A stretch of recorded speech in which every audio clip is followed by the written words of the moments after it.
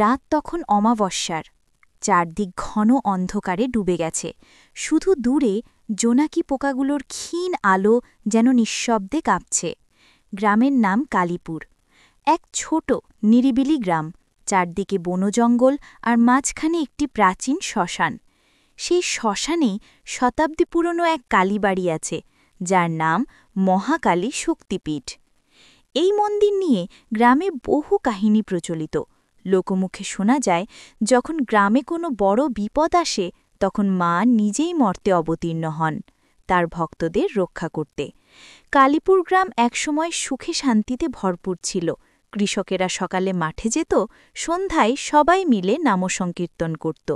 কিন্তু একদিন হঠাৎ অদ্ভুত ঘটনা ঘটতে শুরু করল। রাতে ঘরের হাঁস মুরগি গরু ছাগল হারিয়ে যেতে লাগল। জঙ্গলের ধারে কালো ছাড়া দেখা যেত। কেউ কেউ বলতো বনের দিকে নাকি এক অজানা শক্তি ঘোরাফেরা করছে। কেউ ভয় পেত, কেউ বলতো এটা হয়তো কোনো অসুর শক্তি বা পিশাচিনী। গ্রামের পুরোহিত ভোলানাথ ঠাকুর চিন্তিত হয়ে পড়লেন। তিনি জানতেন এই সময়টা বিশেষ, কারণ অমাবস্যা ও কালীপূজার সময় কাছাকাছি আসছে। তিনি বললেন, যখন ধার্মিক শক্তি কমে যায় আর পাপী হৃদয়ে ভরে ওঠে, তখন মা মহাকালী মর্তে অবতীর্ণ হন। তিনি ধ্বংস করেন অশুভ শক্তিকে। অমাবস্যার আগের রাতে গ্রামের প্রায় সবাই ঘরে তালা দিয়েছিল। শুধু ভোলানাথ ঠাকুর আর তার শিষ্য গোপাল শ্মশানের কাছে মন্দিরে ছিলেন। তারা দীপ জ্বালিয়ে মায়ের কাছে প্রার্থনা করছিলেন, হে মা, তোমার শক্তি দাও, এই অন্ধকারের বিনাশ ঘটাও। হঠাৎ ঝড় উঠল, বাতাসে তামার ঘণ্টা কেঁপে উঠল, আকাশে মেঘু গর্জন শুরু হল। বজ্রপাতের আলোয় দেখা গেল মন্দিরের সামনে নীলাভ আগুনের মতো এক আলোক রেখা। গোপাল ভয়ে চিৎকার করে উঠল, ঠাকুরমশাই, দেখুন, কে ওটা? ভোলানাথ বললেন, ভয় পাস না বাছা, মায়ের আগমন সময় এসেছে। বজ্রপাতের এক ঝলকে দেখা গেল এক কালো ছায়া, তার 10টি হাত, জিভ বের করা, রক্তে রঞ্জিত মুখ আর চোখে জ্বলন্ত আগুনের মতো দীপ্তি। মন্দিরের চূড়ায় যেন অগ্নিশিখা নেমে এলো। চারিদিক টাঁপতে লাগল, পুকুরের জল তীব্র ঢেউ তুলল। মা মহাকালী অবতীর্ণ হলেন। মা মহাকালী দাঁড়িয়ে আছেন শ্মশানের মাঝখানে। গলায় খুলি মালা, হাতে ত্রিশূল, খাপ ছাড়া চুলে ঝলমল করছে আগুনের শিখা। তার মুখে অজানা হাসি, আবার করুণ দৃষ্টি। ভোলানাথ ঠাকুর মাথা নত করে প্রণাম করলেন। জয় মা মহাকালী, তুমি এসেছ, আমাদের রক্ষা করো। মা বললেন, এই মর্তলোকে আবার পাপ বেড়ে গেছে। লোভ, অন্যায়, প্রতারণা মানুষের হৃদয়ে বাসা বেঁধেছে। আমি এসেছি সেই অন্ধকারকে গিলে নিতে, পাপকে ধ্বংস করে ন্যায়ের আলো ফিরিয়ে আনতে। তার কণ্ঠধ্বনি আকাশ কাঁপিয়ে তুলল। গ্রামের প্রতিটি মানুষ অনুভব করল যেন মাটির নিচে কাঁপন ধরেছে।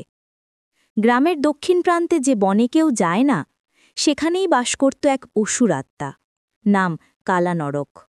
সে একসময় তান্ত্রিক ছিল, কিন্তু কালো মন্ত্রচর্চায় মেতে উঠে মানব জীবন নষ্ট করেছিল।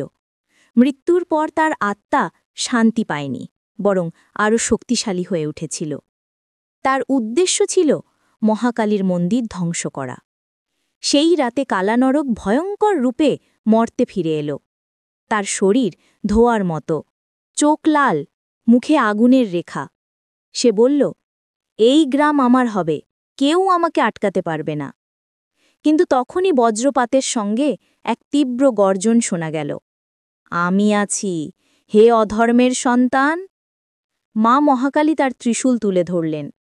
কালানরক হাসল, তুমি দেবী, আমি অভিশপ্ত আত্মা, তোমায় আমি ভয় পাই না। দুই শক্তির সংঘর্ষে আকাশ রক্তবর্ণ হয়ে উঠল। শ্মশান, বন, নদী সব কাঁপতে লাগল। মায়ের ত্রিশূল ছুলে যেতেই কালানরকের শরীর ছিন্ন ভিন্ন হয়ে গেল। সে চিৎকার করে উঠল, মা, আমাকে মুক্তি দাও।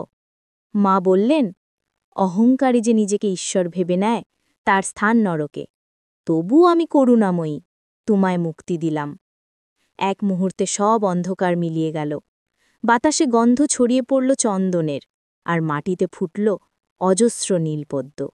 ভোরবেলা গ্রামের মানুষজন মন্দিরে এসে দেখে পুরো আঙিনা জুড়ে দ্বীপের আলো, বাতাসে ধূপের গন্ধ আর মায়ের রূপে অপূর্ব জ্যোতি। ভোলানাথ ঠাকুর তখন কাঁদছেন আনন্দে। মা, তুমি এসেছিলে, আমাদের মুক্তি দিলে। শিষ্য গোপাল বলল, ঠাকুরমশাই, আমি স্বপ্নে দেখেছি মা বলছেন, যতদিন মানুষ ভক্তিতে স্থির থাকবে ততদিন এই গ্রামে অশুভ প্রবেশ করবে না। গ্রামের সবাই সেই দিন থেকে নিয়ম করে মায়ের পূজা শুরু করল। প্রতি অমাবস্যায় মন্দিরে কীর্তন, হোমযজ্ঞ আর ভক্তির সুরে মুখরিত হয় গ্রাম। বছর ঘুরে যায়। একদিন এক নবীন যুবক নাম রাঘব, সে শহর থেকে গ্রামে আসে। সেই সব অলৌকিক কাহিনী বিশ্বাস করত না।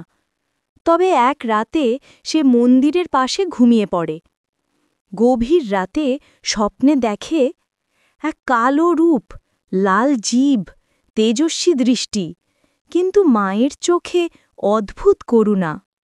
মা বললেন, ভক্তি মানে ভয় নয়, বিশ্বাস।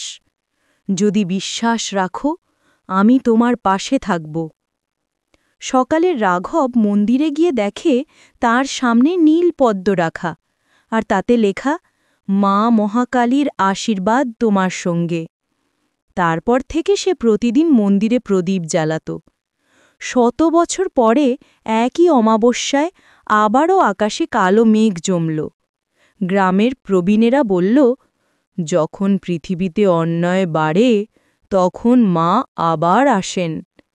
রাতের বেলা মন্দিরের দরজা নিজে থেকেই খুলে গেল। ঘণ্টা বেজে উঠল, ধূপে ধোঁয়া ঘিরে ফেলল চারদিক। হঠাৎ দেখা গেল মায়ের মূর্তি থেকে আলো বের হচ্ছে। এক মুহূর্তের জন্য যেন মূর্তি প্রাণ পেল। মায়ের কণ্ঠধ্বনি প্রতিধ্বনিত হল, আমি আসি না যখন ডাকো, আমি আসি যখন প্রয়োজন হয়। যতদিন মানুষের হৃদয়ে ভক্তি থাকবে ততদিন মহাকালী রক্ষা করবেন মর্তকে। এ কথা বলে সেই আলো মিলিয়ে গেল আকাশে, রেখে গেল এক অজানা প্রশান্তি। ভোলানাথ ঠাকুরের বংশধরেরা আজও সেই মন্দিরের সেবায় নিয়োজিত। প্রতি বছর অমাবস্যায় রাতে যখন সবাই দীপ জ্বালে, তারা বলে, মা আজও এখানে আছেন, এই আলোয়, এই আগুনে, এই ভক্তিতে। মায়ের সেই চিরন্তন বাণী গ্রামের প্রতিটি মানুষ আজও মুখে মুখে বলে।